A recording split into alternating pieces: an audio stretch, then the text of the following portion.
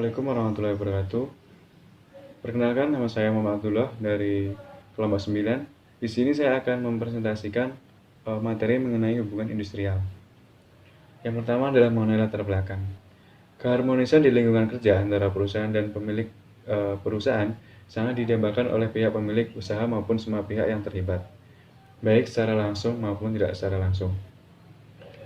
Dalam hubungan industrial, ada beberapa hal yang perlu diperhatikan. Yang pertama adalah kompensasi.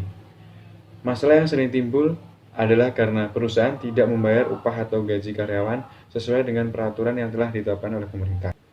Yang selanjutnya adalah lingkungan kerja.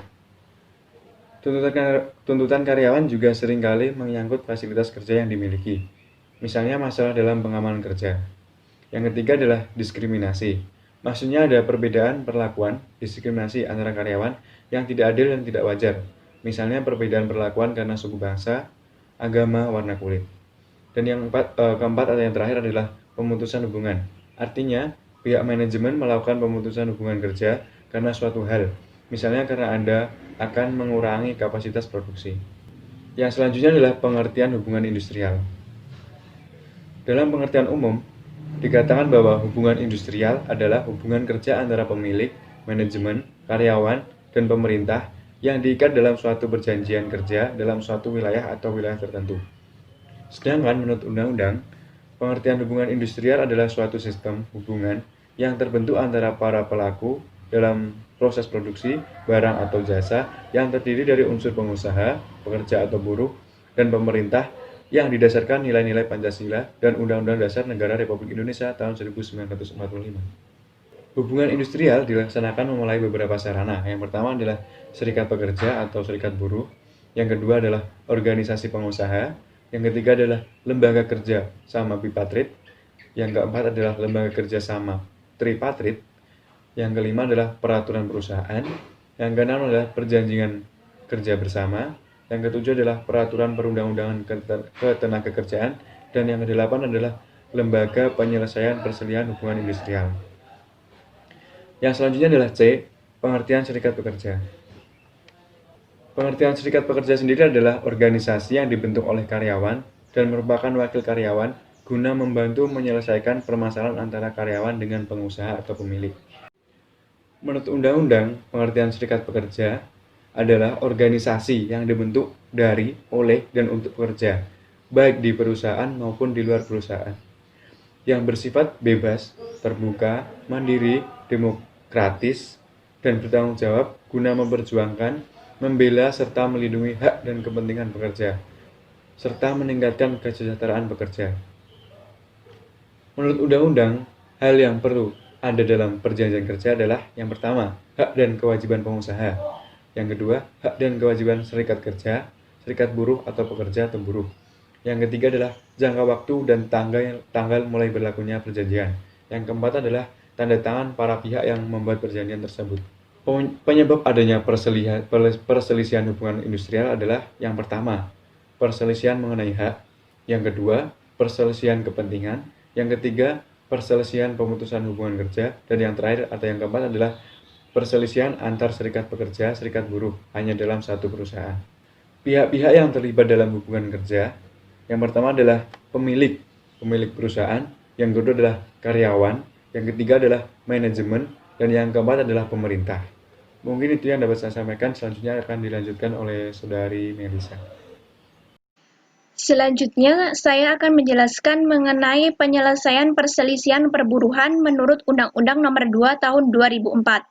Yang pertama ada penyelesaian melalui perundingan bipartit, yaitu dilakukan melalui musyawarah mufakat oleh para pihak tanpa campur tangan dari pihak manapun. Yang kedua ada penyelesaian melalui penyelesaian perselisihan melalui musyawarah yang ditengahi oleh seorang atau lebih mediator yang netral. Yang ketiga ada penyelesaian melalui konsiliasi, yaitu penyelesaian perselisihan yang dilakukan oleh konsiliator yang terdaftar pada kantor instansi yang bertanggung jawab di bidang ketenagakerjaan pada kabupaten atau kota. Selanjutnya ada tujuan dan manfaat hubungan industrial, itu memenuhi hak karyawan atau buruh. Jadi di sini suatu perusahaan itu harus memenuhi hak karyawan atau buruh dengan peraturan yang sudah ditetapkan. Dan nantinya jika hak karyawan dan buruh ini sudah terpenuhi, maka konflik yang akan terjadi itu bisa diminimalisir. Yang kedua yaitu membuat suasana yang nyaman dan aman di lingkungan kerja. Selanjutnya menghindari praktik-praktik kecurangan yang nantinya akan terjadi. Yang keempat, perusahaan itu lebih kompetitif. Artinya, jika semua karyawan itu bekerja dengan senang, maka produk yang akan dikeluarkan itu berkualitas yang tinggi. Kelima, karyawan sejahtera. Yang keenam, efisiensi biaya. Jadi, dengan adanya hubungan industrial ini, akibat konflik yang akan terjadi seperti mogok kerja atau unjuk rasa itu bisa diminimalisir. Jadinya tidak ada biaya-biaya yang akan dikeluarkan untuk menanggulangi konflik tersebut. Isi lain dari Undang-Undang Nomor 2 Tahun 2004 yaitu yang mengatur penyelesaian perselisihan hubungan industrial yang disebabkan oleh yang pertama, yaitu perbedaan pendapat atau kepentingan mengenai keadaan ketenagakerjaan yang sebelumnya belum diatur dalam perjanjian kerja. Yang kedua, ada kelalaian salah satu atau para pihak dalam melaksanakan ketentuan normatif yang telah diatur dalam perjanjian kerja. Yang ketiga, yaitu pengakhiran hubungan kerja. Dan yang terakhir, ada perbedaan pendapat antara serikat pekerja dalam suatu perusahaan mengenai pelaksanaan hak dan kewajiban ke serikat pekerjaan. Selanjutnya, pengaruh hubungan industrial. Pengaruh hubungan industrial di dalam perusahaan yaitu dapat menurunkan motivasi kerja karyawan. Yang kedua yaitu proses produksi itu juga akan terganggu. Dan yang ketiga, suplai produk ke konsumen itu juga akan menurun atau terganggu. Selanjutnya, semangat kerja karyawan itu juga akan menurun. Dan yang terakhir, menyebabkan terjadinya karyawan keluar. Selanjutnya, pengaruh hubungan industrial di luar perusahaan yaitu akan mengakibatkan citra perusahaan itu akan tercemar dan perusahaan tersebut juga akan dikenakan sanksi. Dan yang terakhir, dapat mencoreng nama baik negara di dunia internasional. Itu tadi penyampaian mengenai materi hubungan industrial. Semoga bermanfaat. Kurang lebihnya kami mohon maaf. Wassalamualaikum warahmatullahi wabarakatuh.